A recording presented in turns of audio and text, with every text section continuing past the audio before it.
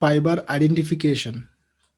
এখন fibre identification কিভাবে করতে হয় বা কি করা হয়, বা অথবা একটা ব্ল্যান্ড থাকলে সেখান থেকে কিভাবে ফাইবার আইডেন্টিফাই করতে হয়, অথবা ফাইবার কি এটা খুঁজে বের করা আর কি। মনে করো আমার কাছে কাপড় আছে, কাপড় থেকে আমি খুঁজে বের করতে চাচ্ছি যে আসলে এটা কোন ফাইবার দিয়ে তৈরি। এটা যদি করতে চাই তাহলে আমাকে কি করতে হবে, বা কিভাবে করে আমরা একটা ফেব্রিকের মধ্যে যে ফাইবারগুলো আছে সেটা আইডেন্টিফাই করি। তো ফাইবার আইডেন্টিফিকেশনটা জরুরি কেন? কারণ তোমরা জানো যে যদি ফাইবারকে আইডেন্টিফাই করতে পারো ঠিকঠাকভাবে, তাহলে অনেকগুলা ব্যাপারে সিদ্ধান্ত নেওয়া যাবে। কারণ ফাইবারের গুণগত মান এক একটা ফাইবারের এক এক রকম। তো ফাইবার থেকে তৈরিকৃত যে কাপড়, এগুলার এক একটার ফিচার ক্যারেক্টারিস্টিক্স এগুলা এক এক রকম হবে। আবার যদি আমি বলি যে what is the first task of a merchandiser, so this is all about the identification of fiber firstly. প্রথমে তোমাকে যদি তুমি মার্চেন্ডাইজিং এ জব করো মার্চেন্ডাইজার হিসেবে, ধরো তোমার যদি স্যাম্পল দেওয়া হয়, অনেক ক্ষেত্রে দুইভাবে কাজ হতে পারে, একটা হচ্ছে স্যাম্পল দিয়ে দেওয়া অথবা স্পেসিফিকেশন দিয়ে দেওয়া। তো এখন তোমাকে স্যাম্পলে যদি দিয়ে দেওয়া হয় এবং সেটা যদি না বলে দেওয়া হয় যে এটা আসলে কোন ফাইবার কম্পোজিশনে তৈরিকৃত, তাহলে কিন্তু তোমার প্রথম কাজটাই হবে হচ্ছে ফাইবার আইডেন্টিফাই করা। অর্থাৎ তুমি যদি ফার্নিচার ম্যানুফ্যাকচারার হও, তো তোমাকে আমি যদি একটা চেয়ার দিয়ে বলি যে আমাকে এরকম চেয়ার 500 রেডি করে দিতে হবে, তখন তোমার যেমন প্রধান কাজ এবং প্রথম কাজ হবে এই চেয়ারটা কোন গাছের কাঠ দিয়ে তৈরি সেটা বের করা। তেমনি একটা মার্চেন্ডাইজারকে যদি একটা shirt, T shirt, polo shirt, একটা প্যান্ট, ট্রাউজার কিছু একটা দিয়ে দেয় কোনো একটা বায়ার, তাহলে ওই মার্চেন্ডাইজারের প্রথম কাজ হবে বা একদম প্রথম কাজ হবে যে আমি যে আসলে এটা তৈরি করব এই শার্টটা, সেখানে অনেকগুলো বিষয় জড়িত থাকবে অবশ্যই, যে এটা কি কম রিয়ার্ন নাকি কার্ডিয়ান ইউজ হয়েছে, তারপরে এটা ডাইং কি হয়েছে, এগুলো আসবে, বাট এগুলো পরে আসবে। প্রথমেই আসবে হচ্ছে এটা কি দিয়ে তৈরি, বা এটা কনস্টিটিউয়েন্ট উপাদানটা কি। হুম, তো উপাদানটা কি এটা খুঁজে বের করাটা হচ্ছে আমাদের প্রথম প্রথম কাজ।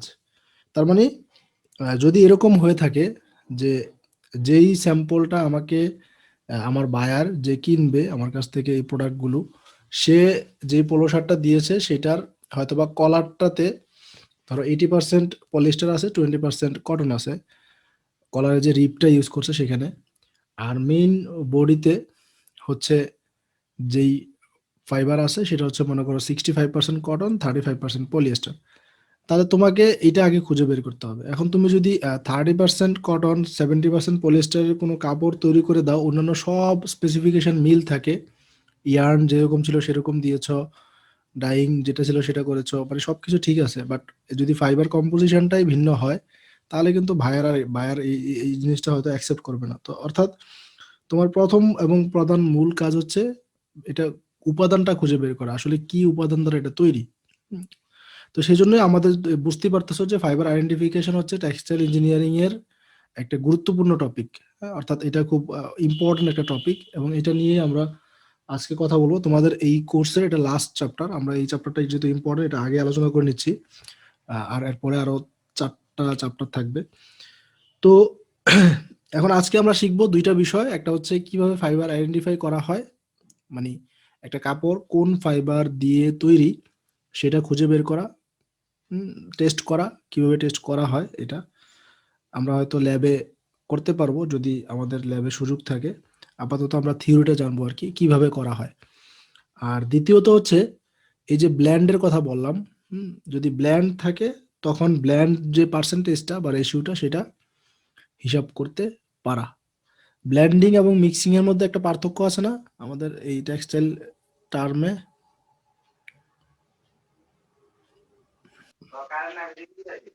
ঠিক আছে, তাহলে ব্ল্যান্ডিং এর উদ্দেশ্য হচ্ছে আমাদের দুইটা ফাইবারের কিছু বৈশিষ্ট্য এক জায়গায় কম্বাইন করার চেষ্টা করা। যেমন কিছু লাইক্রা ইউজ করলাম তাহলে কিছু স্ট্রেস পাবো, মানে ইলাস্টিক প্রপার্টি পাবো।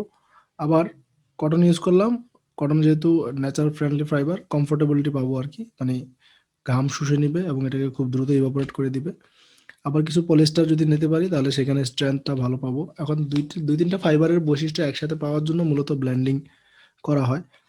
আর মিক্সিং করা হয় হচ্ছে বিভিন্ন গ্রেডের কটনকে একসাথে করে একটা কাপড় তৈরি করার জন্য। মনে করো আমার কাছে ব্রাজিলিয়ান কটনই আসছে, ২টা লটে আসছে ২ রকম। কিছু, কিছু পার্থক্য আছে এদের বৈশিষ্ট্যের মধ্যে, মানে ফাইবার ক্যারেক্টারিস্টিক্স এর মধ্যে। তখন আমরা এগুলোকে মিক্স করতে পারি। অথবা একটু লো গ্রেডের এবং হাই গ্রেডের ২ দেশের কটনকে মিক্স করতে পারি। আমেরিকান আপল্যান্ডের সাথে মনে করো ইজিপশিয়ান কটন আমি মিক্স করলাম, বা ইন্ডিয়ান কটনের সাথে চায়না কটন মিক্স করলাম। এভাবে করে করা যেতে পারে। আর এটা করার উদ্দেশ্য হচ্ছে যাতে ২ টা কটনকেই আমি ইউজ করতে পারি। মানে ২ টাকে এভারেজ করে একটা যাতে এভারেজ কোয়ালিটির ইয়ার্ন প্রোডিউস করা সম্ভব হয়। ব্লেন্ডিং আর মিক্সিং বুঝতে পারছো? হ্যাঁ, আমরা তাহলে ব্লেন্ডিং মিক্সিং বোঝাটা আমাদের আজকে উদ্দেশ্য না। আজকে উদ্দেশ্য হচ্ছে ব্ল্যান্ড কি। তাহলে ব্ল্যান্ড যেহেতু বুঝতে পারি, তাহলে ব্ল্যান্ড থেকে ওই ব্ল্যান্ডের পার্সেন্টেজটা আমাদেরকে হিসাব করতে হবে। অর্থাৎ যদি আমি বলতেছি যে 80% পলিস্টার, 20% কটন, অথবা 65% কটন, 35% পলিয়েস্টার, এই যে পার্সেন্টেজটা, এই পার্সেন্টেজটা হিসাব করবো আমরা। তাহলে এই দুইটা হচ্ছে আমাদের আজকের উদ্দেশ্য। তো আমরা স্ক্রিনে চলে যাই, তাহলে কথাগুলো বলি, বুঝতে সহজ হবে তখন। ফাইবার আইডেন্টিফিকেশনের জন্য আমরা টেস্টিং করব। হ্যাঁ, টেস্ট কি কি ধরনের টেস্ট করা হয় সেটাই আমরা আগে বলতে চাচ্ছি। মূলত ৩টা টেস্টের মধ্যে দিয়ে যেতে হয় ফাইবার আইডেন্টিফিকেশনের জন্য। এরপরেও কিছু টেস্ট করার আগে ৩টা হচ্ছে মূল টেস্ট, সেই টেস্টগুলোর নাম আমি বলি। প্রথমেই হচ্ছে আমরা মাইক্রোস্কোপিক অ্যাপিয়ারেন্স দেখব।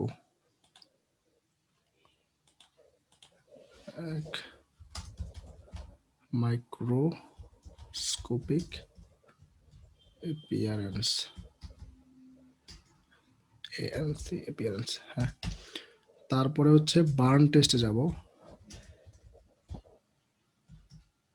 বার্ট হয়ে গেছে, বার্ন টেস্ট।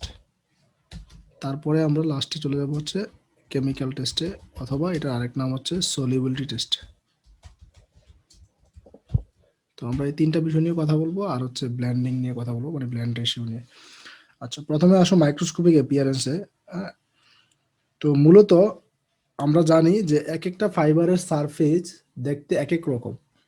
মানে প্রত্যেক ফাইবারের সারফেস ভিন্ন ভিন্ন। কোনো ফাইবারের সারফেস হচ্ছে সারফেসে জানো স্কেল ফর্ম করে।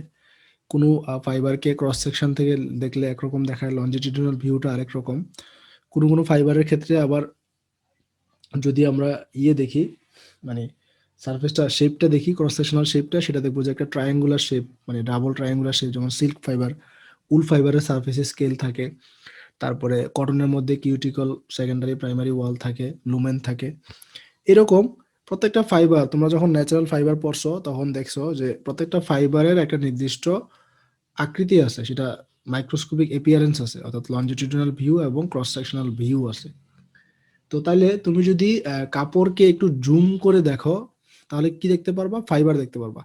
সেই ফাইবারকে আরো জুম করে দেখলে তার যে সারফেসটা আছে, সেই সারফেসটা তোমার সামনে ফুটে উঠবে। তখন ওই সারফেস থেকে তুমি ফাইবার সম্বন্ধে একটা ধারণা দিতে পারবা যে আসলে এটা কোন ফাইবার দ্বারা তৈরি। ঠিক আছে? তাহলে আমরা এটা পারবো, তাই তো? মাইক্রোস্কোপে দেখলে আমাদের যে স্ট্যান্ডার্ড স্যাম্পল আছে, অর্থাৎ কটনের সারফেসটা দেখতে কেমন সেটা আছে, সেটার সাথে মিলিয়ে নিব। উলের সারফেসটা দেখতে কেমন সেটা দেখে সাথে মিলিয়ে নিব। এরকম করে প্রত্যেকটা ফাইবারের সাথে মিলিয়ে নিয়ে আমি বলতে পারবো যে এটা আসলে কোন ফাইবার। কিন্তু এখানে দুঃখজনক ব্যাপার হচ্ছে, কিছু কিছু ফাইবারের মধ্যে এই যে ডিফারেন্সটা, এই ডিফারেন্সটা অতি সূক্ষ্ম বা খুব সামান্য। যেমন মনে করো আমাদের যেই সেলুলোজিক যত ফাইবার আছে, সেলুলোজিক প্রায় সব ফাইবারগুলার, বা বাস্ট যত ফাইবার আছে সবগুলো ফাইবারের সারফেস দেখতে একই রকম, প্রায় অনেকটাই একই রকম, ক্লোজ। তো সুতরাং এক্স্যাক্টলি আসলে এই দুইটার মধ্যে পার্থক্য করাটা খুব কষ্টকর হয়ে দাঁড়ায়। আবার যেসব ফাইবার ম্যানমেড ফরমেশনে আসে, হ্যাঁ, এইসব ফাইবারগুলোর ক্ষেত্রে যেহেতু এটা ম্যানমেড এবং ড্রয়িং করা হয়, স্পিনারের দিয়ে এক্সট্রুড করে ফাইবারটাকে কালেক্ট করা হয় বা প্রিপেয়ার করা হয় বা তৈরি করা হয়, সংগ্রহ করা হয়, সেজন্য ওখানে এই ফাইবারগুলোর মধ্যে যেই ডিফারেন্স, এইটা একেবারে মার্জিনাল হয়, খুবই মানে নেগলিজিবল ডিফারেন্স। তো এই এই কারণে মাইক্রোস্কোপিক অ্যাপিয়ারেন্স দিয়ে আমরা মানে এক্স্যাক্টলি এই কথাটা বলতে পারি না যে এখানে কোন ফাইবারটা আসলে আছে। এখন ধরো মাইক্রোস্কোপ দিয়ে দেখলাম যে কিছু ফাইবার আছে যেগুলো দেখতে কটনের গ্রুপের সাথে মিলে। এখন কটন গ্রুপে তো সেলুলোজিক ফাইবার অনেকগুলো আছে, তাহলে এটা ওইটা ওই ওই ওই ফাইবারগুলো যে কোনো একটা হইতে পারে। আবার আরেকটা পোর্শন দেখলাম যে যেটা কিনা ম্যানমেড ফাইবারের যেই সারফেস আছে বা আউটসাইড আছে বা দেখতে এপিয়ারেন্স যেটা আছে সেই এপিয়ারেন্সের সাথে মিলে যায়। তাহলে আমি এখন ম্যানমেড ফাইবারও বলতে পারবো না এক্স্যাক্টলি কোনটা, কারণ অনেকগুলো ম্যানমেড ফাইবারের মধ্যে দেখতে অনেকটা ক্লোজ। তাহলে মাইক্রোস্কোপিক এপিয়ারেন্স দিয়ে আমরা এক্স্যাক্টলি ফাইবারকে আইডেন্টিফাই করতে পারি না। তারপরও আমরা প্রথমে মাইক্রোস্কোপে নিয়ে যাই। আমি যে নামগুলো লিখছি এগুলো হচ্ছে সিকোয়েন্স, মানে সিকোয়েন্সিয়ালি তোমাকে এই কাজটা করতে হবে। তো যদিও আমরা মাইক্রোস্কোপ দিয়ে ফাইবারকে এক্স্যাক্টলি আইডেন্টিফাই করতে পারি না, তারপরও আমরা মাইক্রোস্কোপে নিয়ে যাই। কেন? আর মাইক্রোস্কোপে নিয়ে যাওয়ার পরে কাপড়ের যে অ্যাবনর্মালিটি এটা ধরা পড়ে, অর্থাৎ আসলে এখানে কটন পলিয়েস্টার এই জাতীয় কিছু টাইপের ছাড়া অন্য কিছু আছে কিনা এটা ধরা পড়বে। এবং কটন পলিয়েস্টার যদি থাকে তাহলে বা অন্য কিছু থাকে আছে কিনা সেটা সম্বন্ধে একটা গ্যাজিং মানে গ্যাজ করতে পারি আমরা। এক্স্যাক্টলি না বলতে পারলেও হয়তো এটা বলতে পারি এখানে হয়তো অ্যাক্রাইলিক গ্রুপের কিছু একটা আছে, অথবা এখানে পলিয়েস্টার গ্রুপের বা ম্যানমেড গ্রুপের কোনো একটা কিছু আছে, অথবা সেলুলোজিক গ্রুপের কিছু একটা আছে, অথবা উল গ্রুপের বা প্রোটিন ফাইবার গ্রুপের কিছু একটা আছে। এইরকম একটা ধারণা দেওয়া যায়। হয়তো এক্স্যাক্টলি কিছু কিছু ফাইবারের ক্ষেত্রে যেহেতু মিল আছে, মানে প্রায় দেখতে একই রকম, সেই জন্য আমরা এক্সাক্ট আইডেন্টিফাই করতে পারি না। তবে একটা ধারণা নিতে পারি যে এখানে হয়তোবা দুই ধরনের ফাইবার আছে, এই ধারণাটা কিন্তু নিতে পারি। অথবা এটা এই ধারণা নিতে পারি যে এটা এখানে পুরো যে ফাইবারটা আছে সবগুলো একই ফাইবার, মানে এক ধরনের ফাইবার। অর্থাৎ এটা যা থাকবে এটা হয় পলিয়েস্টার অথবা কটন অথবা নাইলন, যাই হোক এটা পুরোটা 100%ই ওই ফাইবারটা। তো এরকম এখানে একাধিক ফাইবার আছে কিনা বা কোন গ্রুপের ফাইবার আছে, এই ব্যাপারটাকে আমরা ডিটারমাইন করার জন্য মূলত মাইক্রোস্কোপিক এপিয়ারেন্স টেস্ট করে থাকি। তো মাইক্রোস্কোপ এপিয়ারেন্স দেখে আমরা তাহলে আগে একটা আইডিয়া নিব যে ফাইবারটা আসলে কি হতে পারে, ধারণা করা। আমি কি বললাম যে আমি মাইক্রোস্কোপ দিয়ে এক্স্যাক্টলি ফাইবারকে স্পেসিফিক করে আইডেন্টিফাই করতে পারবো না, তবে যে ধারণা নেওয়ার কথা সেই ধারণাটা নিতে পারবো। এটা হচ্ছে মাইক্রোস্কোপিক এপিয়ারেন্সের কাজ।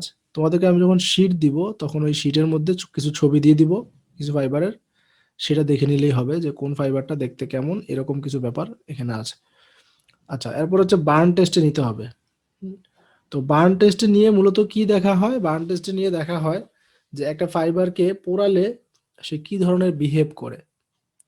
এখন তোমরা নিশ্চয়ই এটা জানো যে এক এক ফাইবারকে বার্ন করতে গেলে, আগুনে পোড়াতে গেলে সে এক এক রকম বিহেভ করবে।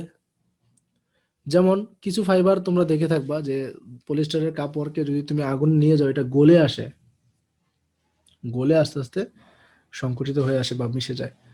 আবার কটনকে নিয়ে যাও, কটন কি গলে আসবে?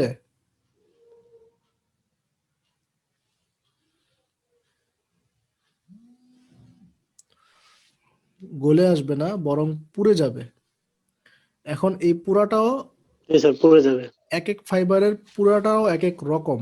কোনো কোনো ফাইবার খুব রেপিড পুড়বে, কোনো কোনো ফাইবার আস্তে আস্তে পুড়বে, কোনো কোনো ফাইবার পুরার পরে ছাই তৈরি হবে, কোনো কোনো ফাইবার পুরার পরে ছাই তৈরি হবে না। কিছু কিছু ফাইবার আগুনের কাছে নিয়ে গেলে এটা আগুনটাকে ফিরিয়ে দিবে, কিছু ফাইবার আগুনের কাছে নিলে আগুনকে আরো বেশি অ্যাট্রাক্ট করবে। কিছু ফাইবার পোড়ানোর পরে একটা মিষ্টি গন্ধ আসবে, কিছু ফাইবারকে পোড়ানোর পরে একটা অডর স্মেল আসবে। তো এখন এই যে বিষয়গুলো থাকবে এই বিষয়গুলো দিয়ে আমরা টেস্ট করব। তো এই বিষয়গুলো কি কি? 5টা অ্যাঙ্গেল থেকে দেখা হবে, 5 অ্যাঙ্গেলস। প্রথমেই এটাকে আগুনে নিয়ে গেলে, মানে বার্নিং করবো তো আগুনে পুরাবো, আর আগুনের কাছাকাছি নিলে তার বিহেভিয়ারটা কেমন হয়, সে কি আগুনের কাছাকাছি ধাবিত হয় নাকি আগুন থেকে দূরে সরে আসে, অর্থাৎ আগুনটাকে কি রিপাল্ট করে নাকি অ্যাট্রাক্ট করে, এটা। তারপরে আগুনে নেওয়ার পরে দেখবো এটা কি পুড়ে, মানে কি করে পুড়ে, গলে যায় নাকি পুড়ে না বা পুড়তে চায় না, এটা দ্বিতীয় ব্যাপার।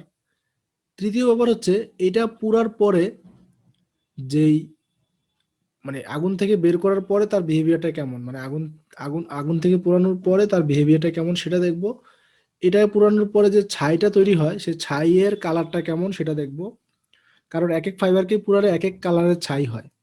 ইভেন কটনের মধ্যেও মার্সারাইজ কটনের কালার, ছাইয়ের কালার, বা ব্লিচ করা কটনের ছাইয়ের কালার, এবং র কটন বা অর্গানিক কটন এই জাতীয় কটনের ছাইয়ের কালার কিন্তু ভিন্ন। তারপরে ফাইনালি দেখবো হচ্ছে এটা কি ধরনের স্মেল দেয়। এই যে পুরালাম, পুরানোর পরে কি মিষ্টি মিষ্টি গন্ধ আসে, নাকি বিশ্রী বিশ্রী গন্ধ আসে, নাকি কোনো গ্রানই আসে না, এই বিষয়টা দেখা হবে। তাহলে এই 5টা অ্যাঙ্গেল দেখা হয়। তো এখন এই 5টা অ্যাঙ্গেল দেখবো, ঠিক আছে। এই 5টা অ্যাঙ্গেলের জন্য চার্ট আছে। সেই চার্টে বলা আছে যে কোন ফাইবারটাকে আগুনের কাছে নিয়ে গেলে সে কেমন বিহেভ করবে। তাহলে আমি সেই চার্টের সাথে মিলিয়ে নিব আমার যে ফাইবারগুলো আছে কটন। স্যার 5 নাম্বারটা কি একটু আবার যদি বলেন স্যার 5 নাম্বারটা। আচ্ছা, এখানে আমি শিটে চলে যাচ্ছি, যে শিটটা তোমাদেরকে দিব, এখানে দেখো।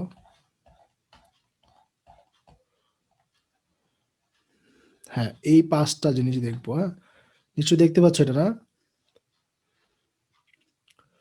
প্রথমে হচ্ছে হোয়েন অ্যাপ্রোচিং ফ্লেম, যখন ফ্লেমের কাছাকাছি নিয়ে যাওয়া হবে তখন সে কি বিহেভ করবে, এটার একটা চার্ট। দ্বিতীয়ত হচ্ছে হোয়েন ইন ফ্লেম, যখন আগুনের মধ্যে থাকবে তখন সে কি বিহেভ করবে, মানে আগুনের উপর যখন থাকবে একবার exactly. After removal from flame, আগুন থেকে সরিয়ে ফেলার পরে কিরকম হবে। 4 নাম্বার হচ্ছে অ্যাশ, যেই ছাইটা তৈরি হবে সেই ছাইটা কেমন হবে। আর পরে 5 নম্বর হচ্ছে অর্ডার, তার যে স্মেল আসবে, গ্রান আসবে, এই গ্রানটা কেমন হবে। যেমন অ্যাস্টার, অ্যাস্টারকে পোড়ালে তো মিষ্টি গন্ধ আসবেই। তোমরা তো জানো যে বিভিন্ন ফলে এবং বিভিন্ন উপাদানের মধ্যে মিষ্টি গ্রানের জন্য দায়ী কে? অ্যাস্টার। তো এখন পলিয়েস্টারকে পুরালে তাহলে এই গ্রানটা তো মিষ্টি গ্রান দিয়ে আসবে, এবং অন্য সবাই তো ওই মিষ্টি গ্রানটা দিবে না, এক একটা এক এক রকম গ্রান দিবে। যেটা কেমিক্যাল দিয়ে তৈরি, ম্যানমেড ফাইবার, সেখান থেকে কেমিক্যালের গ্রান আসবে। ন্যাচারাল ফাইবারগুলো পুরালে মানে একরকম গ্রান আসবে। তারপরে প্রোটিন ফাইবারগুলোকে পুরালে যেমন চুল পুড়লে যেরকম হয়, যেরকম গ্রান আসে বা পটপট করে, এরকম চুল পুরানোর মতো গ্রান আসবে বা বিহেভিয়ার আসবে। যেমন উল, মানে উলকে যদি আমি পুরাতে চাই। তো এই জন্য বিভিন্ন ফাইবারের জন্য এই যে ফাইবারের লিস্ট আছে এখানে, দেখতেছ? ফাইবারের লিস্ট আছে। এই ফাইবার এবং এই ফাইবারগুলোর জন্য standardise identification by burning standardise পদ্ধতি বলা আছে, ঠিক আছে। তার মানে কোন ফাইবারটা কি ধরনের বিহেভ করবে। যেমন আমরা কমন কয়েকটা একটু দেখি। পলিয়েস্টার এখানে আছে। পলিয়েস্টার কি করবে? মেল্ট করবে। তার মানে কি, আগুনের কাছাকাছি যখন আনা হবে, approaching approaching to flame, melt করবে এবং পুলস অ্যাওয়ে ফ্রম ফ্লেম, আগুন থেকে পুল টেনে নিয়ে আসবে আর কি। পুল পুল অ্যাওয়ে ফ্রম ফ্লেম, মানে আগুন থেকে দূরে সরে আসবে। তারপরে আসার চেষ্টা করবে আর কি। হোয়েন ইন ফ্লেম, যখন আগুনের উপরে থাকবে তখন মেল্ট করবে এবং বার্ন করবে। কিছু মেল্ট করবে এবং কিছু বার্ন করবে। আগে গলবে কিছু, তারপরে হচ্ছে পুড়বে। তারপরে মে সেলফ এক্সটিংগুইশ, রিমুভাল পরে, যদি রিমুভালের পরে মানে অর্থাৎ আগুন থেকে সরিয়ে নেই, তখন হয়তোবা নিজে থেকে কিছুক্ষণ জ্বলবে, আরো কিছুক্ষণ নিজে থেকে হয়তো জ্বলবে। মে হতে পারে সেলফ এক্সটিংগুইশ, নিজে থেকে আর পরে হয়তো জ্বলবে। অ্যাশ, এর যে ছাইটা হবে পুরার ফলে, যেহেতু এখানে বার্নের কথা আছে, হ্যাঁ বার্ন হবে, এই বার্নের ছাইটা হবে হার্ড ব্ল্যাক বিট, হ্যাঁ, খুব কালো কালারের ছাই হবে। আর হচ্ছে এই অর্ডার, যে গ্রানটা আসবে সেই গ্রানটা মিষ্টি গন্ধ আসবে, সুইট অর্ডার। তারপরে মনে করো অ্যাক্রাইলিকের জন্য যদি দেখি আমরা, অ্যাক্রাইলিক, অ্যাক্রাইলিক কি করে?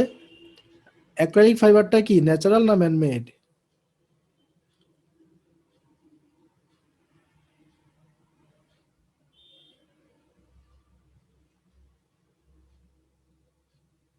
অ্যাক্রাইলিক ফাইবার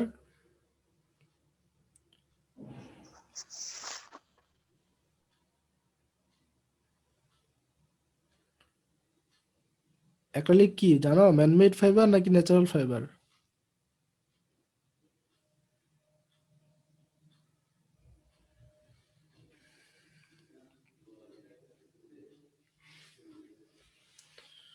তোমরা কথা না বললে তো হবে না।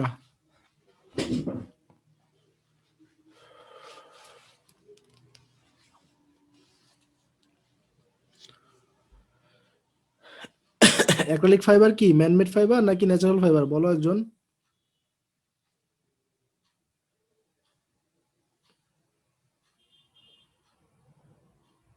Sir man-made. হ্যাঁ, এটা এটা কিসের বিকল্প হিসেবে ব্যবহার হয় বাজারে? কোন ফাইবারের সাবস্টিটিউট এটা জানো?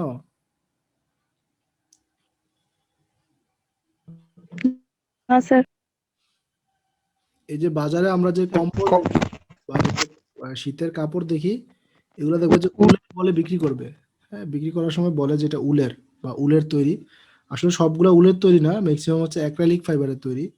অর্থাৎ অ্যাক্রিলিক ফাইবারটা উলের সাথে অনেকটাই সাবস্টিটিউট করা যায় বা মিলে যায়, যদিও ম্যানমেড ফাইবার।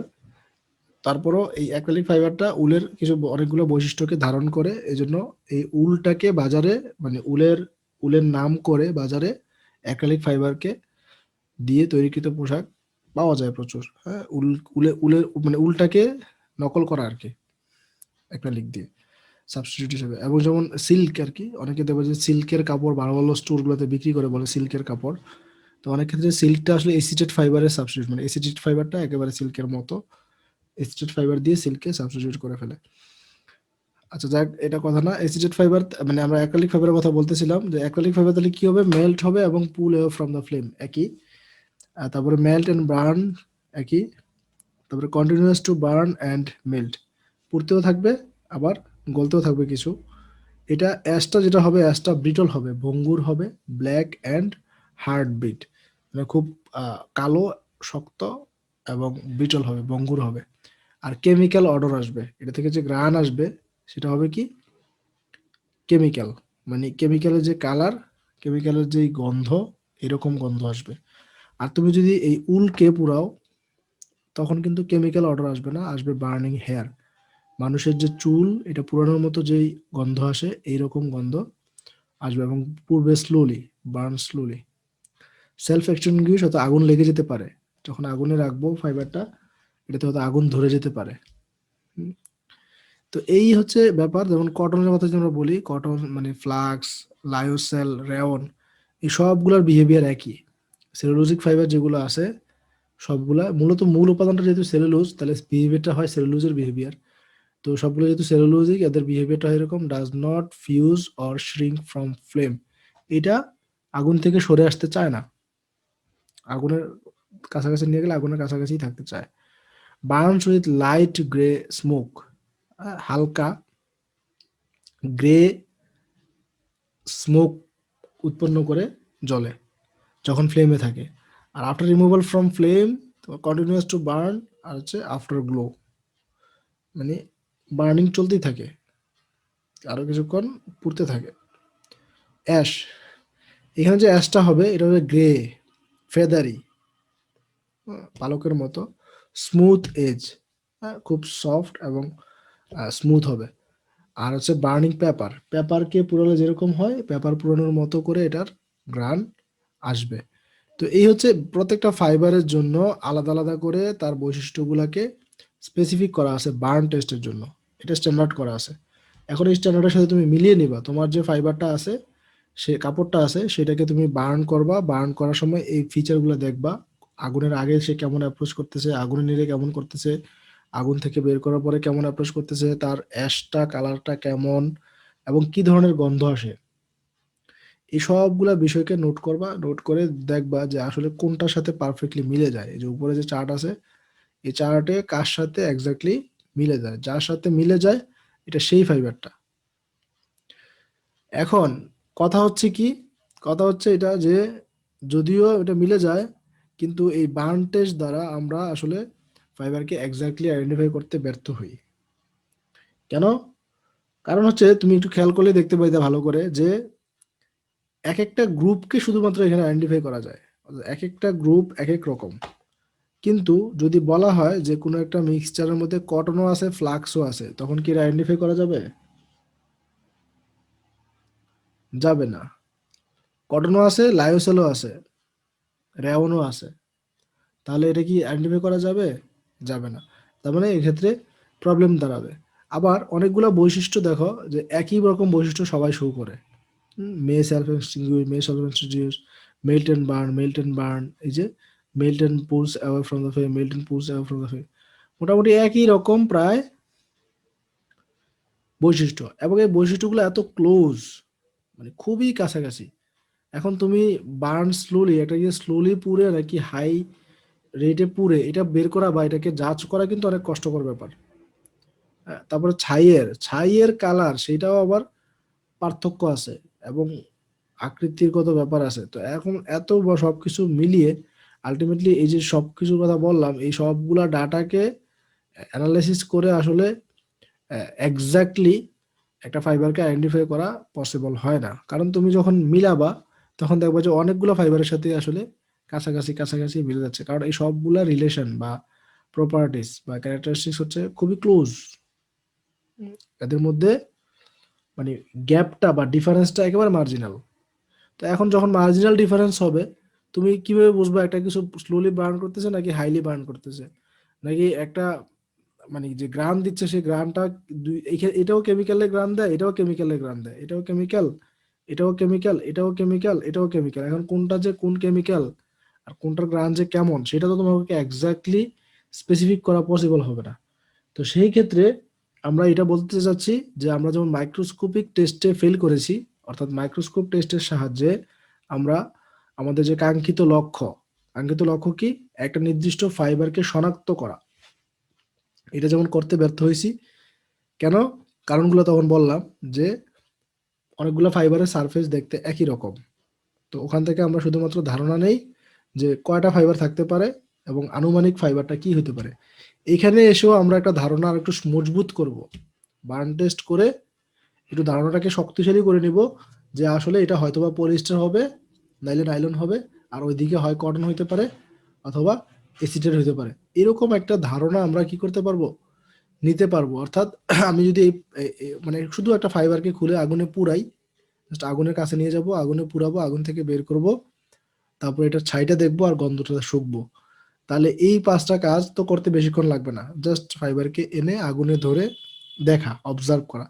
তো এই অবজারভেশনটা করা হয়, এই অবজারভেশনটা করার উদ্দেশ্য হচ্ছে একই, অর্থাৎ আমার আগে যে মাইক্রোস্কোপিক টেস্টে একটা ধারণা করেছিলাম যে হয়তোবা ফাইবারটা এরকম হতে পারে, এটা হতে পারে, ওইটাকে আরেকটু মজবুত করে নেওয়া, আমার গ্যাসটাকে আরেকটু শক্তিশালী করে নেওয়া।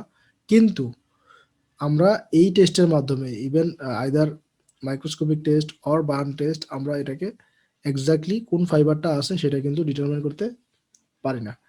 ওইটা যেমন ডিটারমাইন করতে পারি না, তেমনি দুইটাকে যদি আমি মিলাইও, মনে করো মাইক্রোস্কোপ টেস্ট করলাম তারপরে বার্ন টেস্ট করলাম, দুইটা টেস্টকে মিলালেও কিন্তু হয়তোবা আমাদের পক্ষে এক্স্যাক্টলি ফাইবারটা আইডেন্টিফাই করা পসিবল হবে না। তাহলে এটা হচ্ছে মূল ব্যাপার। তাহলে আমরা দুইটা মেথডের কথা বললাম, দুইটা মেথডই কিন্তু প্রকৃতপক্ষে আমাদের কাছে ফেল করলো। মানে আমরা এদেরকে দিয়ে আসলে ওই হেল্পটা পাচ্ছি না যেই হেল্পটা আমরা চাচ্ছি, অর্থাৎ আমরা চাচ্ছি ফাইবারটা আইডেন্টিফাই হয়ে যাক, তাহলে আমরা এগুলো দিয়ে আইডেন্টিফাই করতে পারছি না। আচ্ছা, এরপরে আসো থার্ড ওয়ান, কেমিক্যাল অথবা সলিউবিলিটি টেস্ট। অ্যান্ড কেমিক্যাল অথবা সলিউবিলিটি টেস্ট মানে কি, এটাকে কার্বনাইজিং প্রসেস অনেক সময় বলা হয়। তো কেমিক্যাল টেস্ট মানে হচ্ছে কেমিক্যাল যে রিয়েজেন্ট আছে বা বিকারক বিক্রিয়া আছে এগুলা দিয়ে টেস্ট করা হবে।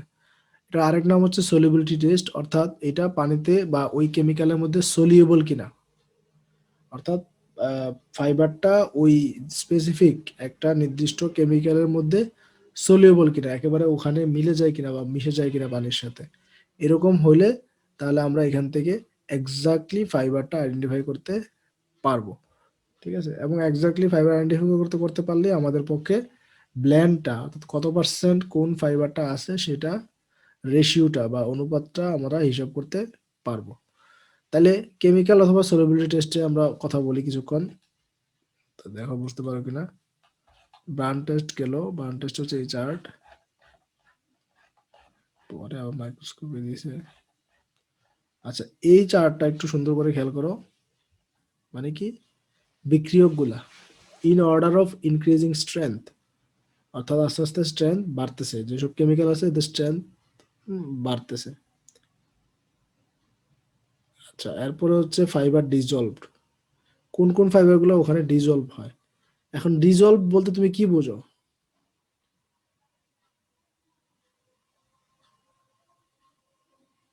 ডিজলভ মানে কি?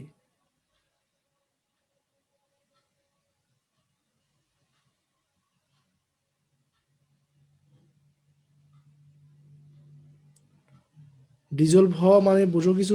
ডিজলভ হওয়া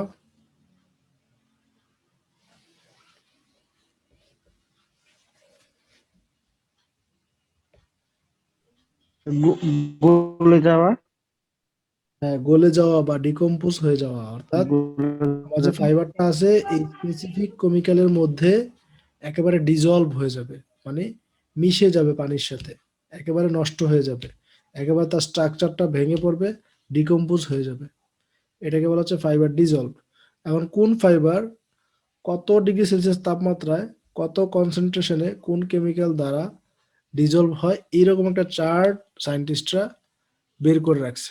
বিভিন্ন ফাইবারের জন্য ট্রায়াল করে করে তারা এরকম চার্টটা ডেভেলপ করে রাখছে। তাহলে তোমার আমার কাজ হচ্ছে শুধুমাত্র এই কেমিক্যাল টেস্টে এই ভ্যালুটাকে ওখানে পুট করে দেখা যে আদৌ এই ব্যাপারটা হচ্ছে কিনা। তাহলে এসিটিক অ্যাসিড 100%, এটা 20 ডিগ্রি সেলসিয়াস টেম্পারেচার। মূলত এই 20 ডিগ্রি সেলসিয়াস টেম্পারেচার মানে হচ্ছে একটা কনসেন্ট্রেশন থাকবে, কেমিক্যাল থাকবে এবং তার টেম্পারেচার থাকবে। তোমরা তো এটা জানো, ডাইং করার সময় দেখছো যে একটা রেসিপি সম্পূর্ণ হয় না যখন কিনা কেমিক্যালের সাথে এই দুটা জিনিস না থাকে। কারণ কেমিক্যাল হতে হবে, আবার টেম্পারেচার হতে হবে, এবং নির্দিষ্ট কনসেন্ট্রেশনও থাকতে হবে। তো নির্দিষ্ট কনসেন্ট্রেশনে, নির্দিষ্ট কেমিক্যালে, নির্দিষ্ট তাপমাত্রায় একটা ফাইবার ডিজলভ হয়। ডিজলভ হয় মানে ডিকম্পোজ হয়ে যায়, একেবারে মিশে যায়, ফাইবারটা আর থাকে না, ফাইবারটা একেবারে পানি পানি হয়ে যায়, ধ্বংস হয়ে যায়, মানে পানির সাথে মিশে যায়, সলিউশনের সাথে পানির সাথে একেবারে মিশে যায়। তো এইরকম আমরা এবার এই ফাইবার, আমার যে কাপড়টা আছে এটাকে বিভিন্ন এই বাম পাশে যে প্যারামিটার গুলো আছে এগুলোর সাথে চেক করে দেখব। চেক করে দেখে যেটার সাথে যেটার কেমিক্যালে দিলে মিলে একেবারে ডিকম্পোজ হয়ে যায় বা গলে যায়, তাহলে এখানে ওই ফাইবারটা আছে, কাপড়টা আমি বুঝবো যে ওই ফাইবারটা আছে। আর যদি কোনো কিছু না হয়, মনে করো একটা কেমিক্যালে নিয়ে গেলাম একটা নির্দিষ্ট কনসেন্ট্রেশনে, নির্দিষ্ট তাপমাত্রায়, তাহলে কিচ্ছু হলো না কাপড়ের, তাহলে ওই কাপড়টাতে ওই ফাইবারটা বিদ্যমান বা উপস্থিত নাই। হুম, এই হচ্ছে বিষয়। তো তাহলে আমরা একটু দেখি যে কোনটাতে কি ধরনের, যেমন কটনের ক্ষেত্রে তোমরা জানো কিনা কটন ফাইবার ডিকম্পোজ হয় কোন কেমিক্যালে এবং কত তাপমাত্রায়?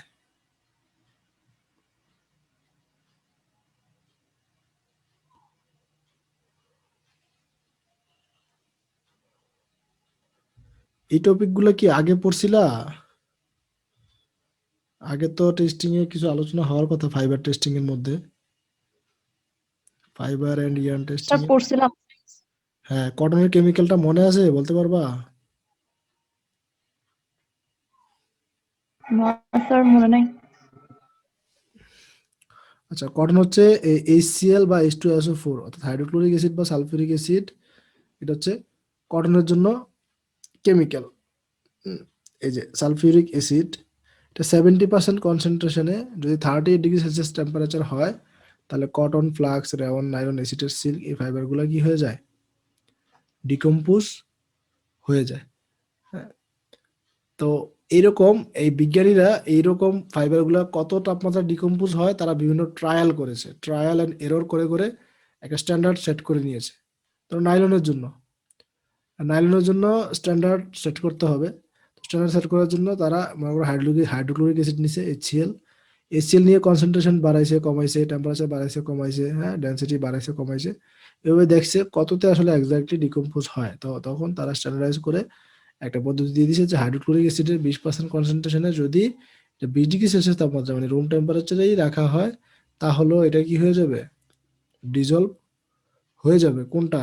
কাপড়ের মধ্যে যদি নাইলন থেকে থাকে বা নাইলন 66 বা ভিনাইল থেকে থাকে, তাহলে এই হচ্ছে ব্যাপার যে আমার একটা নির্দিষ্ট কনসেন্ট্রেশন, নির্দিষ্ট কেমিক্যাল এবং নির্দিষ্ট টেম্পারেচার থাকবে, এবং সেই কনসেন্ট্রেশন, টেম্পারেচার এবং কেমিক্যালের মধ্যে আমি আমার বস্তুটাকে নিয়ে যাব।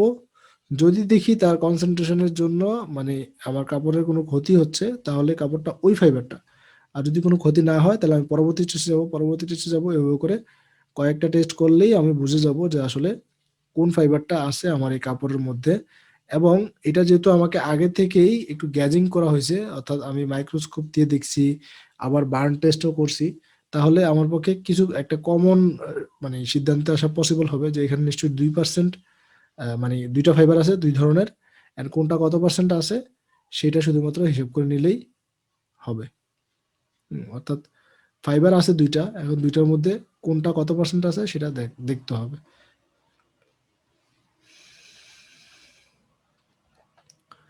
আচ্ছা, এরপরে তাহলে আমরা কয়েকটা কেমিক্যাল দেখি এখানে, যেমন পলিস্টারের ক্ষেত্রে ক্রাজল, মেটাক্রাজল ইউজ করা হয়। এই মেটাক্রাজলের 100% কনসেন্ট্রেশন লাগবে এবং টেম্পারেচার একটু হাই হতে হবে। 139°C টেম্পারেচার হলে পলিস্টার ফাইবার বলতে কোনো অস্তিত্বই থাকবে না। ওই সলিউশন থেকে পলিস্টার ফাইবার পানির সাথে একদম মিশে যাবে। এরকম কটন যেরকম সালফিউরিক অ্যাসিড 70% কনসেন্ট্রেশনে একেবারে মিশে যাবে কটন ফাইবারটা পানির সাথে, তেমনি পলিস্টার ফাইবারও মেটাক্রাজল যদি পায় 100% কনসেন্ট্রিক এবং 139°C টেম্পারেচারে যদি এটাকে ট্রিট করা হয়, তাহলে এই polyester fibre, nylon fibre, street fibre এরা ধ্বংসপ্রাপ্ত হয়ে যাবে। তারপরে এরকম আরো কিছু কেমিক্যাল আছে, dimethyl formaldehyde, xylene, sodium hypochloride solution, তারপরে হাইড্রোক্লোরিক অ্যাসিড, এসিটোন, আর হচ্ছে অ্যাসিটিক অ্যাসিড।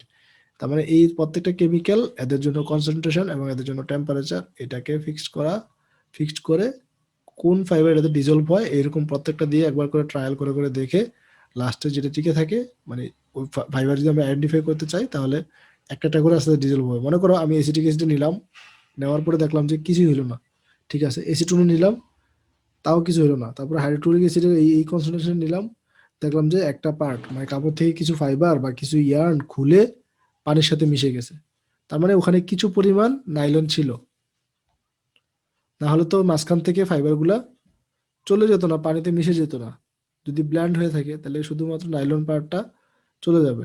তারপর sodium hypochloride solution 5% 20°C temperature. সোডিয়াম হাইপোক্লোরাইডে গেলে সিল্ক এবং উল, তাই আমার এখানে সিল্ক এবং উলের ক্ষেত্রে সিদ্ধান্ত নেওয়াটা সহজ হবে যেহেতু টেম্পারেচার আছে এবং কনসেন্ট্রেশন আছে এবং মানে সলিউশনের নাম বা কেমিক্যালের নাম বলা আছে। তো এই জন্য এটাকে বলা হয় সলিবিলিটি টেস্ট, এটা আরেক নাম হচ্ছে কেমিক্যাল টেস্ট। এবং এটার যে প্রসেসটা এটাকে কার্বনাইজিং প্রসেস বলে। তোমরা কার্বনাইজিং প্রসেসের নাম শুনে থাকবা, মানে কটনের ক্ষেত্রে বিশেষ করে এটাকে বলে কার্বনাইজিং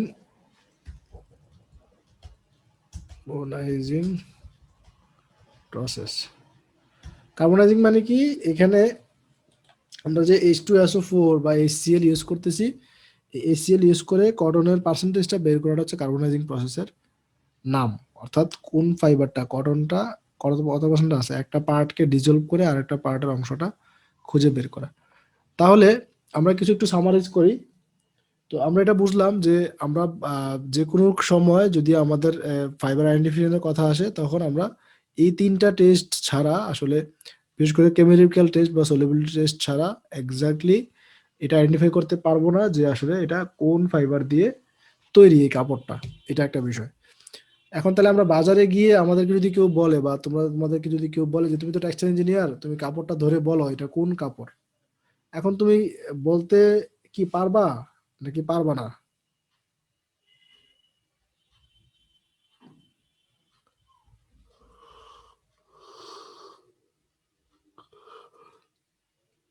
বলতে পারবা না বা পারা উচিত না। কারণ টেক্সটাইল ইঞ্জিনিয়ারিং শেষ করা মানে এটা না যে ফাইবার চিনা। কারণ হচ্ছে তোমার এই ফাইবার আইডেন্টিফিকেশনটা খুব সফিস্টিকেটেড মেশিন দরকার এবং ল্যাব দরকার, যেটা মানে স্পেশালাইজড ল্যাবে করতে হবে তোমাকে। তুমি তো আর বাজারে গিয়ে আগুন লাগাবে না বা মাইক্রোস্কোপও নাই সেখানে, সেখানে সলিবিলিটি টেস্টও করতে পারতেছো না। তাহলে বাজারে গিয়ে তো তোমার পক্ষে এক্স্যাক্টলি বলে দেওয়া পসিবল না। তবে অনেকে যদি অনেক দিন ধরে, দীর্ঘ বছর 15-20 বছর ধরে বা 10-15 বছর বিশাল বিশাল একটা সময় যদি ফেব্রিক নিয়ে থাকে, তাহলে তার ক্ষেত্রে হয়তো বা কাপড় ধরেই কিছু না কিছু গ্যাজ করে দেওয়া বা কিছু কিছু ধারণা দেওয়া পসিবল হবে। অন্যথায় কিন্তু কারো পক্ষে শুধুমাত্র কাপড় ধরে বলে দেওয়া সম্ভব না যে এটা 80% কটন, 20% পলিস্টার, 65% পলিস্টার, 35% কটন, এরকম কোনো ব্যাপার এখানে নাই। কারণ তুমি দেখতেই পাচ্ছ যে বাজারে গেলে বা কোথাও ধরলেই আমি শুধুমাত্র এই ফাইবারের গুণগত মান বলে দেওয়ার কথা না, এখানে অনেকগুলো বিষয় আছে যে টেস্টটা করতে হবে ল্যাবরেটরিতে। এবং বাংলাদেশে এই টেস্টগুলোর মূলত থার্ড পার্টি যে টেস্টিং বডিগুলো আছে, ব্যুরো ভেরিতাস, এসজিএস, ইন্টারটেক, তারা করে থাকে। আমাদের বাইং হাউসগুলা বা আমাদের যারা এক্সপোর্টার আছে তারা ওইসব জায়গাগুলো থেকে টেস্টগুলো করিয়ে নেয় যে আসলে কতটুকু কোন ফাইবার আছে, এবং এটা ওরা এই টেস্ট দিয়েই করে। আমার যাওয়ার সৌভাগ্য হয়েছে সেখানে, দেখছি তারা কাজটা কিভাবে করে। এবং আমাদের কলেজগুলোতে যদি যথেষ্ট কেমিক্যাল এবং অ্যাপারেটাস থাকে তাহলে আমরা কলেজগুলোতেও এই কাজটা করতে পারি যে একটা ফাইবার আসলে একটা কাপড়ের মধ্যে আসলে কি পার্সেন্ট কোন ফাইবার আছে। এখন সবগুলো কেমিক্যাল থাকলে আমরা ওই কেমিক্যালগুলোতে দিয়ে দিয়ে চেক করতে পারি, আর কেমিক্যাল না থাকলে তো আমাদের পক্ষে এই চেকিংটা করা পসিবল না। তো যে কথাটা বলতে চাচ্ছিলাম যে কিছু কিছু ফাইবারের বৈশিষ্ট্য দিয়ে হয়তো বা অনেক সময় আমরা একটু আন্দাজ করার চেষ্টা করি। যেমন রেজিলায়েন্সি, তোমরা একটা প্রপার্টিজের নাম শুনছিলা, জামিউল ইসলাম, বলো তো কি বলতে চাচ্ছ? স্যার বলতে চাচ্ছিলাম স্যার, পার্সেন্টেজ না বলতে পারি, কিন্তু একটা আইডিয়া পাবো কিনা কোনো ফেব্রিক থেকে বা গার্মেন্টস থেকে, যেটা কটন বা পলিস্টার এরকম এগুলোর জন্য স্যার কোনো আইডিয়া পাবো? হ্যাঁ, এইটাই বলতে পার্সেন্টেজ না চাচ্ছি। পারি, মনে করেন 70%, 30%, এটা না বলতে পারলাম, কিন্তু আছে সেই জিনিসটা বুঝতে পারবো কিনা যে কতটুকু, যতটুকুই থাকুক। হুম, হ্যাঁ ঠিক আছে। এখন মনে করো যদি এক্স্যাক্টলি পার্সেন্টেজ চাই আমরা হাত দিয়ে ধরে, বা যেই লোক ধরো 25 বছর ধরে কাপড়ের ব্যবসা করে সেই লোকও কিন্তু এক্সাক্ট পার্সেন্টেজটা বলতে পারবে না। এটা হচ্ছে একটা বিষয়। আর দ্বিতীয় যে বিষয়টা সেটা হচ্ছে আমরা কিছু কিছু বৈশিষ্ট্যকে কাজে লাগাই, যে আমরা যে একেবারেই কোনো গ্যাচ করি না তা না। কিছু বৈশিষ্ট্য কাজে লাগে, অথবা এক্সাক্ট পার্সেন্টেজ না বললেও কাছাকাছি বলার চেষ্টা করি, অথবা একটা কিছু বৈশিষ্ট্যকে অ্যাপ্লাই করি। যেমন রেজিলিয়েন্সির কথা বলতেছিলাম, রেজিলিয়েন্সি বৈশিষ্ট্যটা কি বলতো? ফাইবার যখন পড়ছো তখন তো পড়ছো রেজিলিয়েন্সি।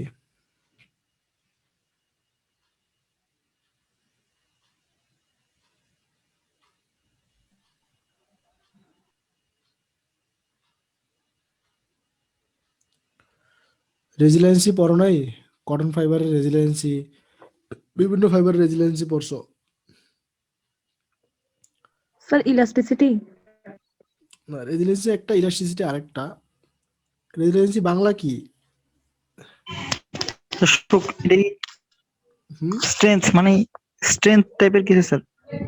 না, স্ট্রেংথ টাইপের কিছু না। স্ট্রেংথ মানে এটা কতক্ষণ থাকতে পারে বা কতটুকু সহ্য করতে পারে। তাহলে ঠিক আছে, ওইরকম হলে একটু কাছাকাছি যাচ্ছে, তবে স্ট্রেংথ না, এটা হচ্ছে ফ্লেক্সিবিলিটির ব্যাপার আর কি। অর্থাৎ মনে করো ইলাস্টিসিটি বা ইলাস্টিসিটি আমরা বলতে ওটা বুঝি যে মনে করো কোনো কিছুকে আমি ব্যান্ড করলাম, সে আগের জায়গায় ফিরে আসবে। হ্যাঁ, এটা ইলাস্টিক সীমার মধ্যে হবে। কিন্তু মানে রেজিলিয়েন্সি মানে হচ্ছে এটা ইলাস্টিক সীমার মধ্যে ইলাস্টিসিটি আসবে। রেজিলিয়েন্সি মানে হচ্ছে আমরা বলি যে সূক্ষ্মতা বা নমনীয়তা, হ্যাঁ যাই হোক, সূক্ষ্মতা আর কি। তো এখন এটা হচ্ছে নমনীয়তা, তো নমনীয়তা হচ্ছে এরকম যে এটা যদি তুমি ব্যান্ড করে দাও, মানে তার স্বাভাবিক অবস্থা থেকে একটু বিকৃতি ঘটিয়ে দাও, ফাইবারকে একটু ব্যান্ড করে দিলা, বাঁকিয়ে দিলা, সে কত দ্রুত আগের জায়গায় ফিরে আসতে পারে, এইটাকে বলা হচ্ছে রেজিলিয়েন্সি। অর্থাৎ এটা কি বাউন্স ব্যাক করে ফিরে আসে নাকি খুব স্লোলি ফিরে আসে, এটাকে বলা হয় রেজিলিয়েন্সি। তো এখন এই রেজিলিয়েন্সি প্রপার্টি তোমরা যখন পড়ছো এফএসডি মানে fibre and yarn, sorry, natural ফাইবারে, তখন পড়ছো যে পলিস্টার রেজিলিয়েন্সি একরকম, কটন ফাইবার রেজিলিয়েন্সি কিন্তু আরেক রকম। অর্থাৎ কটন ফাইবারকে তুমি যদি কুচকে দাও, হ্যাঁ, বা একটু ব্যান্ড করে দাও, মানে কোনো একটা জায়গায় একটু কুচকে দিলা, তাহলে সেটা তার আগের জায়গায় ফিরে আসতে সময় নেবে বেশি। হুম। আর পলিস্টার ফাইবারকে যদি তুমি কুচকে দাও, সে তার আগের জায়গায় ফিরে আসতে সময় নেবে কম, খুব দ্রুতই তার আগের অবস্থানে আবার সে ফিরে আসবে। তো এই রেজিলিয়েন্সি প্রপার্টি দিয়ে আমরা একটা গ্যাচ করতে চাই যে এটা কি ট্যাট্রন বা টেরিলিন বা পেট মানে পলিস্টার কিনা নাকি কটন। অর্থাৎ তুমি কাপড়কে একটা কোণা যদি একটু কুচকে দাও, দেখবে যে এটা আগের অবস্থানে ফিরে আসতেছে কিনা কুইকলি। কুইকলি ফিরে আসলে এটা হচ্ছে পলিস্টার, আর যদি না আসে তাহলে কটন, কারণ কটনের রেজিলিয়েন্সি ভালো না, পলিস্টারের রেজিলিয়েন্সি অনেক ভালো। তারপরে আরো কিছু বৈশিষ্ট্য আমরা দেখি, হ্যাঁ, ওগুলো হচ্ছে খুব ক্লোজ। এটা ইলাস্টিসিটি, অর্থাৎ ফাইবারকে টানলে তার এক একটার মানে ইলংগেশন এক এক রকম হয়। এখন এটা তো আবার টানা মানে কাপড়কে তোমাকে মানে বাজারে যখন কিনতে যাবা তখন তো প্যাক করা কাপড়কে তো অত টানাটানি করতে দিবে না, এত কুচকাইতেও দিবে না। আর ওখানে তো গিয়ে তুমি বার্ন টেস্টও করতে পারবে না। যদি গিয়ে দোকানদারকে বলো কাপড়টা একটু পুরাইয়া দেখি যে কি ধরনের গন্ধ আসে, তাইলে কাপড় কিনবো, তাইলে তো আর দোকানদার তো রাজি হবে না, তাই তাই না? তো এই জন্য আমাদের পক্ষে আসলে এই ব্যাপারগুলোতে আইডিয়া করাটা খুব কষ্টকর হয়ে যায়। তো যারা অনেকদিন কাপড় নিয়ে কাজ করে এবং টেস্টিং ল্যাবগুলোতে কাজ করে, বিশেষ করে ফাইবার টেস্টিং ল্যাব, মানে ফাইবার আইডেন্টিফিকেশন ল্যাব, ওখানে আলাদা সেপারেট একটা সেকশন, মানে ফাইবার আইডেন্টিফিকেশন একটা সেকশন, এবং এই সেকশনে 2-3 জন অনেকদিন কাজ করে, তখন তাদের একটা ভালো দখল চলে আসে। একটা সেকশনে তুমি যদি এই ফাইবার আইডেন্টিফিকেশন সারা জীবন করো, 10 বছর ধরে, 12 বছর ধরে, তখন তোমার কিন্তু অনেক কিছুই গ্যাজ হয়ে যাবে, মুখস্থ হয়ে যাবে। তো ব্যাপারটা হচ্ছে এরকম, এক্সপিরিয়েন্সের ব্যাপার। অনেকে হয়তোবা ধরেই আইডিয়া করতে পারে, বাট আইডিয়াটা যে একেবারে মিলে যাবে এরকম না। অনেক 20 বছরের এক্সপিরিয়েন্স থাকলেও কিন্তু আইডিয়া না মিলতে পারে, পসিবিলিটি আছে।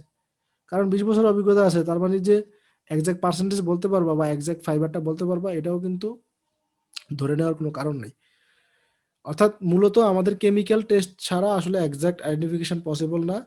তো আমরা যেটা বললাম যে কিছু বৈশিষ্ট্য দিয়ে আমরা আইডেন্টিফাই করি, যেমন কটনের হ্যান্ড ফিলটা ভালো হবে, হ্যান্ড ফিল ভালো হবে এবং একটু কমফোর্টেবল মনে হবে আর কি। আর কটনের সারফেসের মধ্যে, এই যেহেতু এটা কটন ফাইবার, উপরে কিন্তু ফাইবার, প্রোট্রুডিং ফাইবার থাকবে, মানে কিছু হেয়ারিনেস থেকেই যাবে। বাট পলিস্টারের মধ্যে কিন্তু ওইরকম হেয়ারিনেস থাকবে না, পলিস্টারটা একটু স্মুথ হবে।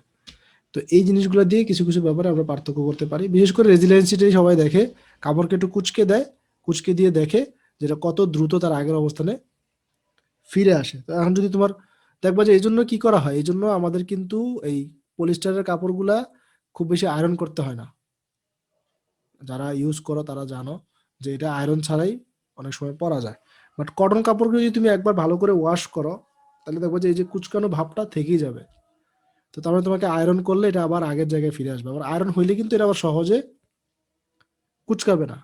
একবার কুচকালে যেমন সহজে আবার আগের জায়গায় আসে না, তেমনি আবার একবার আয়রন করলে কিন্তু সহজে আবার কুচকাবে না। আর পলিস্টার গুলো তো ওরকমই, যেটা কিনা তুমি যেই ফরম্যাটেই দাও না কেন, কুচকে দিলে আগের অবস্থায় সহজে ফিরে আসবে। আচ্ছা, আমরা তো এই কথাগুলো বললাম, এখন দেখবো যে ব্ল্যান্ড কিভাবে আইডেন্টিফাই করা যায়। স্যার হ্যাঁ, স্যার কেমিক্যালে তো আমরা দেখলাম স্যার একটা টেস্টে অনেকগুলো একসাথে আছে, যেমন sulphuric acid, cotton, flax, rayon. তো এখানে তো ফিক্সড হচ্ছে না যে কটন নাকি ফ্লাক্স। এগুলোর মধ্যে আবার কিছু ওই সূক্ষ্ম ক্ষেত্রে আমরা কি আছে, করবো স্যার? যে চার্টটা আবার ওদের কাছে আছে। আমাদের কাছে যে চার্টটা আছে সেটা তো সবগুলোর জন্য একটা কমন কেমিক্যাল, কিন্তু যখন ওইটাতে পড়বে, ওইটাতে পড়ার পরে ওইটার জন্য আবার একটা ফিক্সড সূক্ষ্ম কেমিক্যাল আছে, মানে সূক্ষ্ম কনসেন্ট্রিক ব্যাপার ঠিক আছে। আছে স্যার, বুঝছি স্যার। এটা তো গ্রুপ, মানে গ্রুপটা জানতে পারবে জাস্ট। হ্যাঁ, গ্রুপ জানার পরে ওকে আবার স্যার। মানে ফার্দার টেস্ট আছে এটার, তাও কেমিক্যাল টেস্টই, ওটা দেখাচ্ছি না তোমাদেরকে।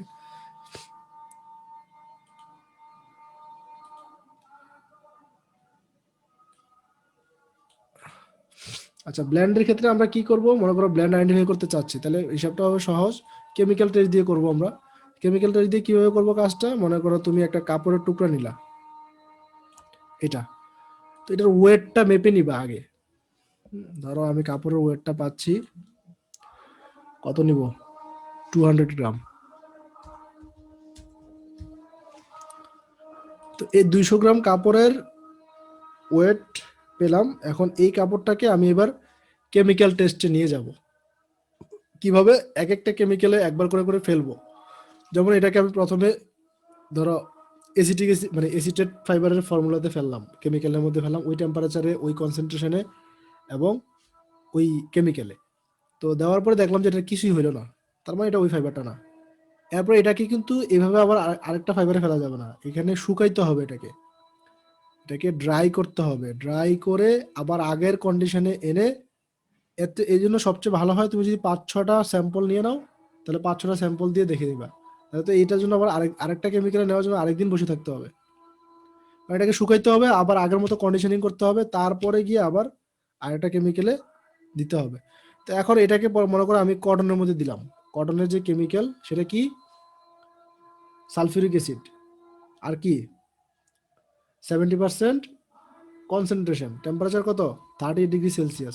ওই অবস্থায় নিয়ে গেলাম, দেখলাম যে কাপড়ের মাঝখান থেকে, মানে কাপড়টা একটু ফাঁকা ফাঁকা হয়ে গেছে, বোঝো নাই, কাপড়টা একটু ঘন ছিল, হ্যাঁ এরকম ঘন কাপড় ছিল, পরে দেখা যায় ফাঁকা ফাঁকা কাপড় হয়ে গেছে।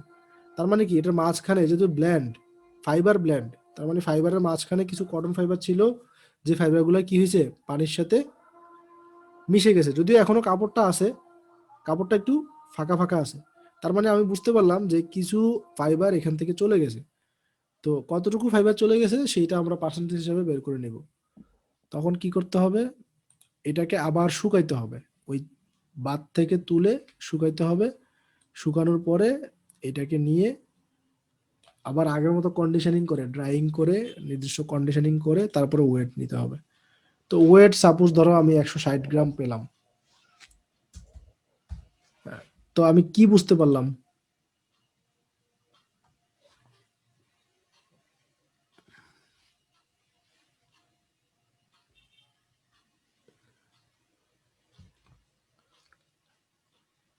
এই কাপড়টা ওই কেমিক্যালে চুবানোর পরে, কটনের কেমিক্যালে চুবানোর পরে আমি এবার ওয়েটটা পাচ্ছি 160। তার মানে কি, কটন ডিসলভ হয়ে গেছে, এখানে যে পরিমাণ কটনটা ছিল ব্লেন্ড করা ওটা ডিসলভ হয়ে গেছে তাহলে কেমিক্যালের মধ্যে। কত পার্সেন্ট কটন আছে এই এই এই আমার যে মূল স্যাম্পল ছিল, এটা কিভাবে হিসাব করব?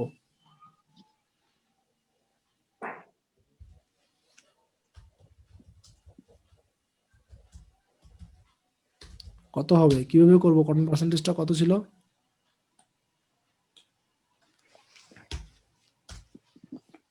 পার্সেন্টেজ স্যার এখানে 30% ছিল না কটন পার্সেন্টেজ আর যখন আমরা এখানে সলভেন্ট নিছি তখন? না, মানে আগে তো মূল স্যাম্পলটা ছিল 200 গ্রাম, এখন 160 গ্রাম হয়ে গেছে। তার মানে এখনো এটার মধ্যে স্যার 160 এখানের মধ্যে ব্লেন্ড করার মধ্যে যে কটনটা ছিল ওটা তো এখানের মধ্যে ডিসলভ হয়ে গেছে, যে কেমিক্যালের যে ইয়াটা ছিল হ্যাঁ, সলভেন্টের মধ্যে ওটা ডিসলভ হয়ে গেছে না, তো কত বাকি ব্লেন্ডিং বাকি যে অংশটা আছে ওটাই এখানে রয়ে গেছে, মানে হচ্ছে আর এখানে 40% হচ্ছে ডিসলভ হয়ে গেছে। না, 40 তো হচ্ছে গ্রাম, 40 গ্রাম মানে 40% না কিন্তু, হ্যাঁ। 40 গ্রাম ডিসলভ হয়ে গেছে। হ্যাঁ, তাহলে আমরা 200 থেকে 20% হবে স্যার। 20% হবে, রাইট। হ্যাঁ, আমরা এই যে 200 দিয়ে ভাগ দিলাম, যেহেতু নিচে 200 গ্রাম ছিল, এখন এটাকে 100% করলেই যা আসবে তাই।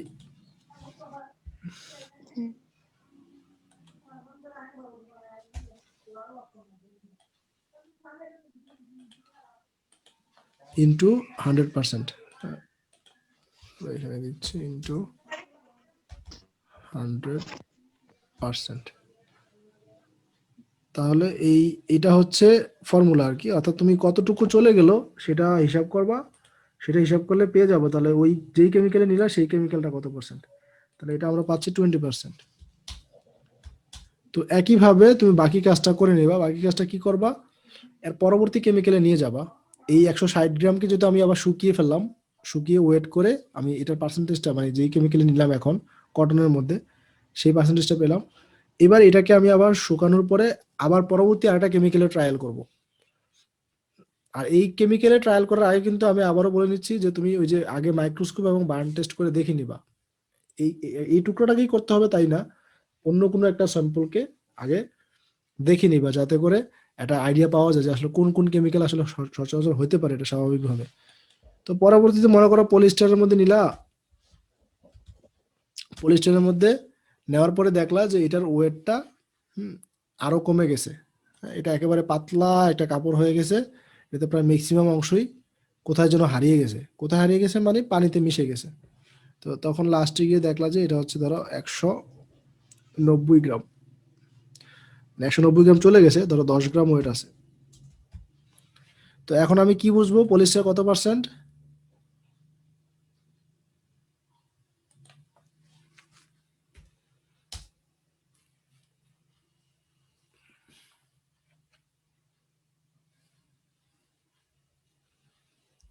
একশো ষাট ছিল, 160 থেকে যদি 10 গ্রাম টিকে থাকে তাহলে চলে গেছে কত, 150।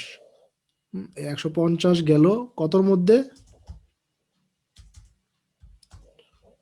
200-র মধ্যে, তাই তো। আর এটাকে 100% করতে হবে।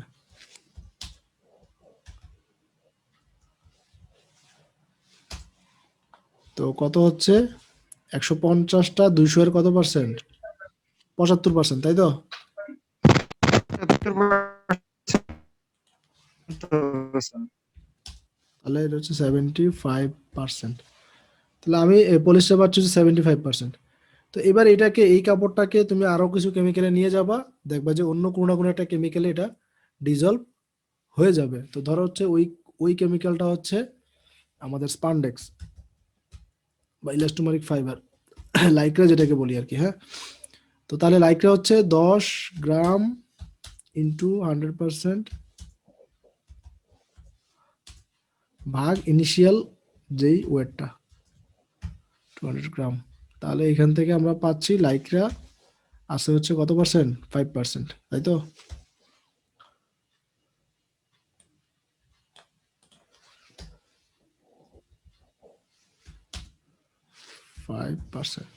তাহলে 100% মিলে যাবে আর কি। হ্যাঁ, টোটাল যে কম্পোজিশনটা আছে এই কম্পোজিশনটা 100%-এ মিলে যাবে। তো তো এই প্রসেসটাই তোমরা পরীক্ষাতে আসলে এক্সপ্লেন করে দিতে হবে যে কাজটা এভাবে করা হবে, সলিউবিলিটি টেস্ট দিয়ে মূলত করতে হবে, মানে কার্বনাইজিং প্রসেসে, অথবা মানে শুধু কটনের ক্ষেত্রে যখন আইডেন্টিফাই করা হয় তখন এটাকে কার্বনাইজিং প্রসেস বলে, আর নর্মালি এটাকে বলা হয় সলিউবিলিটি টেস্ট অথবা কেমিক্যাল টেস্ট।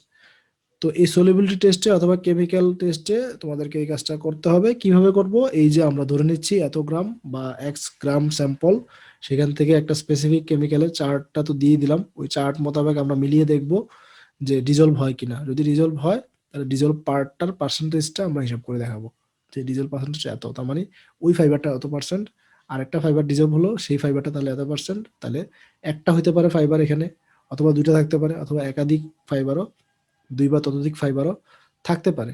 তো নর্মালি আমরা যেসব কাপড় ইউজ করি বা কাপড় আমাদের সামনে আসে আমাদের দৈনন্দিন কার্যক্রমে, সেগুলা হচ্ছে মূলত কটন এবং পলিয়েস্টার। মেইন যদি ফাইবার ধরো তাহলে কটন এবং পলিয়েস্টারের কম্বিনেশনই বাকি সবগুলা ম্যাক্সিমাম ক্ষেত্রে। তারপরও ব্যতিক্রম কিছু ফাইবারও থাকে। তো ম্যাক্সিমাম ক্ষেত্রে আমরা এই দুইটা কেমিক্যাল দিয়ে অনেকগুলা মানে ফাইবারের ক্ষেত্রে সিদ্ধান্ত নিয়ে নিতে পারি। তবে আর ব্যতিক্রম যেগুলো আছে, উল, অ্যাক্রাইলিক, অন্যান্য যেসব আছে সেগুলোর ক্ষেত্রেও কিন্তু আমাদেরকে কেমিক্যাল টেস্টে সহযোগিতা করতেছে বেশি। তারপরে আমরা কিন্তু ওই মাইক্রোস্কোপ এবং বার্ন টেস্ট বাদ দিই না, ওগুলো প্রথমে করে নেই গ্যাজিং এর জন্য, তারপর হচ্ছে ফাইনালি কেমিক্যাল টেস্টে যাই। আর মাইক্রোস্কোপ এবং বার্ন টেস্টে তুমি কখনো ব্ল্যান্ড রেশিও আইডেন্টিফাই করতে পারবে না। ধরো মাইক্রোস্কোপ দিয়ে তুমি বুঝলা যে কটন আছে, ব্ল্যান্ড আছে, কিন্তু ওখানে তুমি কোনটা কত পার্সেন্ট আছে সেটা বুঝতে পারবা না। তারপর আরেকটা সমস্যা আছে, কেন আমি আগের দুইটা টেস্টকে ডিসকারেজ করছি, আর আরেকটা প্রধান কারণ হচ্ছে এটা যে এই দুইটা টেস্টে যখন তুমি যাবা, উম, এই টেস্টগুলোতে কি হচ্ছে, এখানে যদি ব্ল্যান্ড থেকে থাকে তাহলে তোমার বার্ন টেস্টে কিরকম রেজাল্ট দিবে। ধরো এই ফাইবারটার মধ্যে কোনো একটা ফাইবারে আমার এই কটনও আছে, পলিস্টারও আছে, তখন তোমার একটা বার্ন টেস্টে কি ধরনের রেজাল্ট দিবে? বার্ন টেস্টে কি পলিস্টারের সাথে মিলবে না কটনের সাথে মিলবে?